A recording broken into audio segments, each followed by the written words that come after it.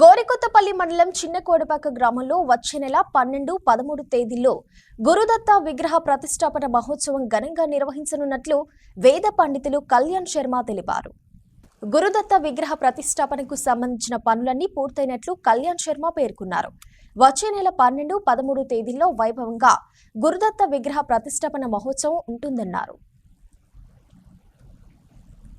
ప్రపంచంలో అన్ని మూలలా కూడా ఎన్నో మహా క్షేత్రాలు నిర్మాణం చేసి అందరిలోనూ ధర్మ ప్రచోదన భక్తి భావము ప్రేరేపిస్తూ అందరినీ కూడా సన్మార్గంలో నడిపిస్తూ వస్తున్నటువంటి పూజ్య శ్రీ గణపతి సచ్చిదానంద స్వామీజీ వారు, అలాగే దత్తపీఠ ఉత్తరాధిపతులు శ్రీ దత్త విజయానంద తీర్థ స్వామీజీ వారు ఈ ఉగాది వస్తోంది కదా, ఉగాది అవుతూనే 12వ తారీఖు ఏప్రిల్ 12వ తారీఖు సాయంత్రానికి వరంగల్ వరద దత్త క్షేత్రము ములుగు రోడ్లో ఉంది.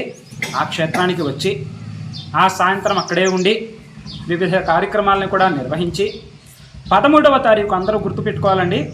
ఏప్రిల్ 13 సుదినము మంచి ముహూర్తము కూడి వచ్చింది కాబట్టి ఆ రోజున శ్రీ దత్త విజయానంద తీర్థ స్వామీజీ వారు మన దత్తపల్లె చిన్నకోడపాక దానిని దత్తపల్లె అని నామకరణం చేసి ఈ క్షేత్రం యొక్క విశేషాన్ని వైభవాన్ని కూడా అందరికీ వివరించి చెప్పి దత్తుడు తిరిగాడిన ఆదిగురు దత్తాత్రేయ స్వామి ఇక్కడ తిరిగాడిన క్షేత్రంగా శ్రీ స్వామీజీ దీన్ని అభివర్ణించి ఈ క్షేత్రంలో మరొకసారి చెప్తున్నాను, ఏప్రిల్ 13 ఉదయము 8 గంటల నుంచి 11 గంటల దాకా అద్భుతమైన కార్యక్రమాలు దత్తాత్రేయుడు అనఘాదేవితో కూడిన దత్తాత్రేయ స్వామి వారు, అలాగే శివలింగము, అలాగే గణపతి, అలాగే ఇటుపక్కన ఆంజనేయ స్వామి, అలాగే అటుపక్కన అమ్మవారు రాజరాజేశ్వరి మాత అందరూ కూడా రాబోతూ ఉన్నారు.